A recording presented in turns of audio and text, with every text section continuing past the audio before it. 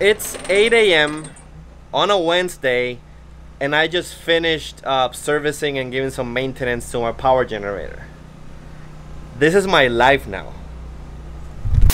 It is October 25th, 2017. It's been 5 weeks or 35 days since Hurricane Maria plowed over Puerto Rico and left a lot of devastation. For this week's update, I have a couple of really cool things I want to show you, some things that I've been working on. But first, let me give you a general update of what's been going on in the rest of the island, or at least in the metro area. The huge big topic still is power restoration. The power authority company keeps making like really bad decisions and hiring this company called Whitefish Energy that apparently has like 2 employees and has 0 track record dealing with this kind of disaster.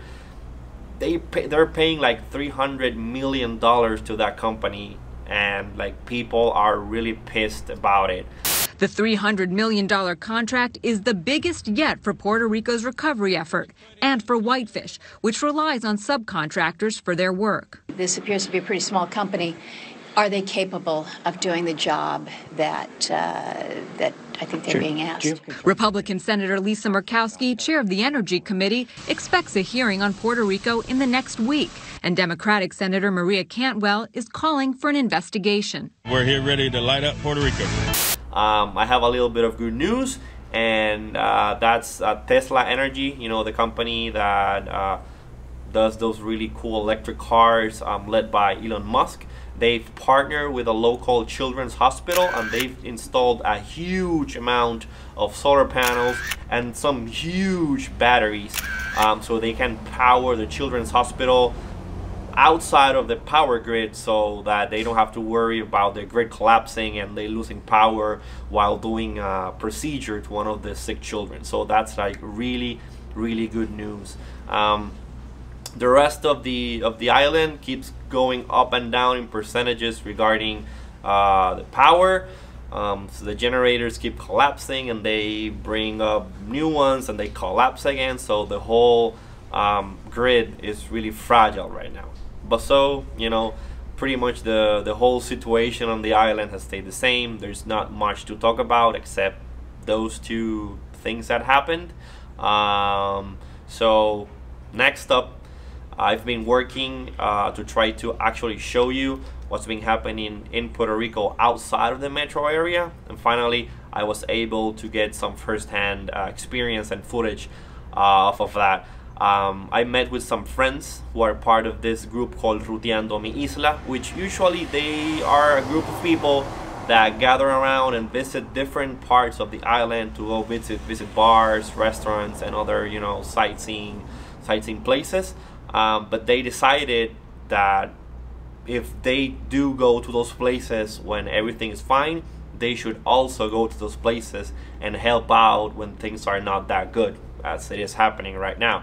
So they all gathered, like a bunch of companies and sponsors and like restaurants and fast foods and water companies and food companies, and gathered a bunch of donations. And we went this past Sunday, October 22nd. We went to this town called Guayama, which is a town off the coast of this kind of southeast of Puerto Rico. And those people in that town had it like really bad. They had no power, they had no water, 0 connectivity. I mean, like all cell phones were like no service during the whole days. That they have no way of communicating.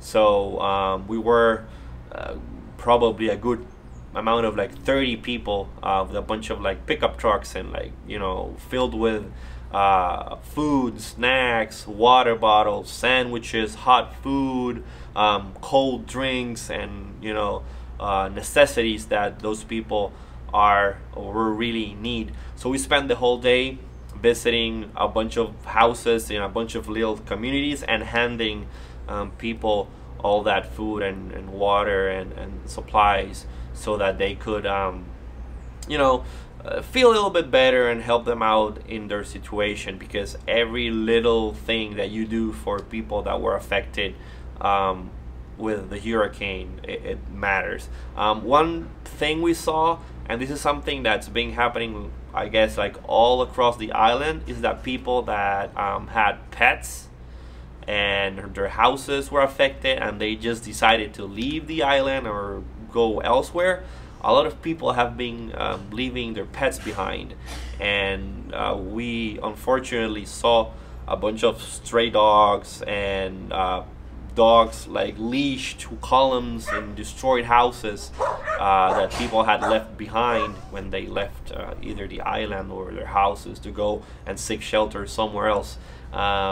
We also had like food for the pets, so we were able to leave some food for them to eat while their masters or neighbors or other people that might be taking care of them go back and you know, feed them a little bit more, give them more water or anything. The destruction on those parts of the island was horrible.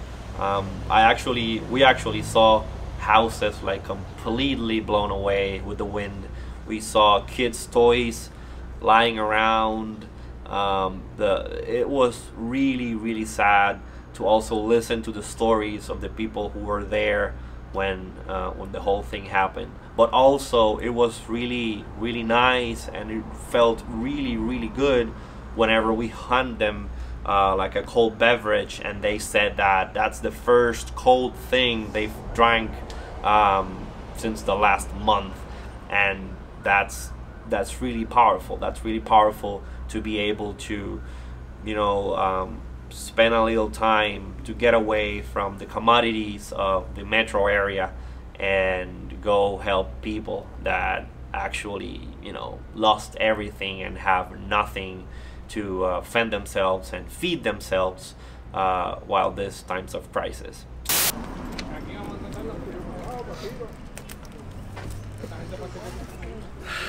It's around 5:30, and we've been giving out supplies to some people at the Guayama communities.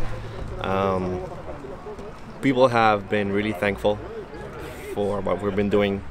We've been giving out water bottles, sandwiches, soup, rice, chicken, like all kinds of foods. These people are definitely in need, and I still don't think this is like a big showcase of devastation, but definitely these people are way worse than us at the metro area. I'm gonna keep doing these videos, so thank you for watching. Again, as I say every single week, please share this video, retweet it, post it on Facebook, click on the like button to see if like YouTube keeps pushing them up and allowing other people to watch it, because it's really important that everybody knows what's actually happening here in Puerto Rico.